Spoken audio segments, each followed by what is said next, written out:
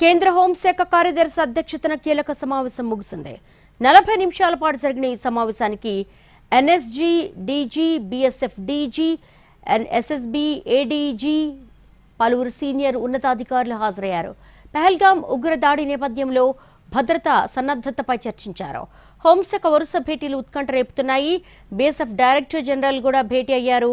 పహల్గామ్ ఉగ్రదాడి తర్వాత జరిగినటువంటి పరిణామాలు, భద్రతా సన్నద్ధతపై చాలా లోతైనటువంటి సమావేశం జరిగింది. సరిహద్దుల్లో భద్రతా చర్యలపై సమీక్ష జరిగింది.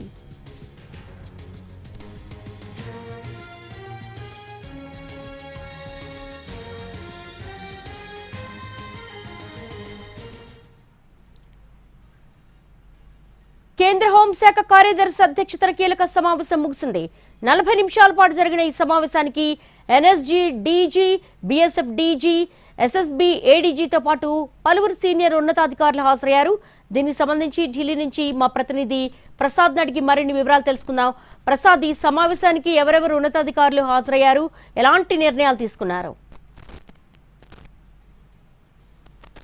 కేంద్ర హోంమంత్రిత్వ శాఖ కార్యదర్శి గోవింద మోహన్ నేతృత్వంలో ఈ సమావేశం జరిగింది. ఈ సమావేశం కూడా మొత్తం పారామిలిటరీ దళాలు ముఖ్యంగా హోంమంత్రిత్వ శాఖ పరిధిలో ఉండే పనిచేసే సంస్థలు, అదేవిధంగా ఇవన్నీ కూడా అంతర్గతంగా ఉన్నటువంటి భద్రతా రక్షణ చెందినటువంటి వ్యవహారాలపై దృష్టి సారించి ఆ మేరకు అక్కడ భద్రతలను మోహరింపు చేసేందుకు అనేక నిర్ణయాలు తీసుకొని ఒక ఉన్నతమైనటువంటి స్థాయి సమావేశం జరిగింది. ఈ సమావేశంలో ప్రస్తుతం తీసుకున్నటువంటి నిర్ణయాలతో పాటు అమలు తీరుతెన్నులు ఏ రకంగా ఉన్నాయని చర్చించడం జరిగింది. దాంతోపాటు ఇతరత్ర ఇంకా అదనంగా తీసుకోవాల్సిన నిర్ణయాలపై కూడా ముఖ్యంగా సశస్త్ర సీమాబళ్లు చెందినటువంటి డీజీ, అదేవిధంగా సరిహద్దు భద్రతా దళాలు, అదేవిధంగా సెంట్రల్ రిజర్వ్ పోలీస్ ఫోర్సులు, ఈ చెందినటువంటి అస్సాం రైఫిల్స్, టిబెటన్ సరిహద్దు భద్రతా దళాలు, వీరంతా కూడా డీజీలు సమావేశమయ్యి ఏ రకంగా చర్యలు ఉన్నాయి, వాటికి చెందినటువంటి అదనంగా తీసుకోవాల్సిన చర్యలపై చర్చించడం జరిగింది. దాదాపు 40 నిమిషాల పాటు ఈ సమావేశం కొనసాగింది.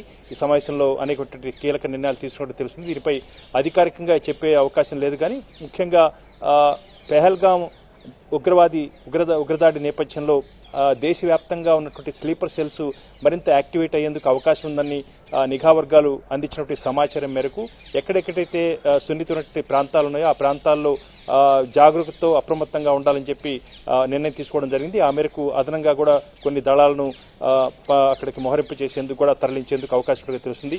ఈ రకంగా అంతర్గత భద్రతా చెందినటువంటి వ్యవహారాలపై సమావేశం ఈరోజు జరగగా రేపు ఉదయం 11 గంటలకు ప్రధాని మోడీ అధికార నివాసంలో భద్రతా వ్యవహారాల కేంద్ర కేబినెట్ సమావేశం జరుగుతుంది. ఈ సమావేశంలో ఇప్పటి వరకు అంటే 22వ తేదీన గత మంగళవారం ఉగ్రదాడి జరిగిన నేపథ్యంలో బుధవారం నాడు కేంద్ర మంత్రివర్గం తీసుకున్నటువంటి నిర్ణయాల అమలు తీరుతెన్నులు, అదేవిధంగా ఇంకా ఉన్నటువంటి అనేక అంశాలపై కూడా చర్చించి అదనపు కూడా నిర్ణయాలు తీసుకునే అవకాశం ఉంది. ఈ రోజుతో పాకిస్తానీలకు ఇచ్చినటువంటి మెడికల్ వీసాలన్నీ కూడా రద్దు కానున్నాయి. అదేవిధంగా రేపటితో అటారీ సరిహద్దు చెక్ పోస్టు ద్వారా రాకపోకలు బంద్ అయ్యేందుకు అవకాశం ఉంది.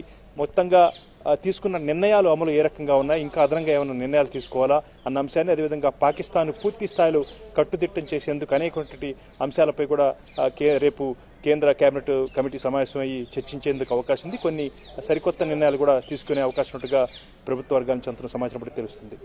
All right Prasad, thank you.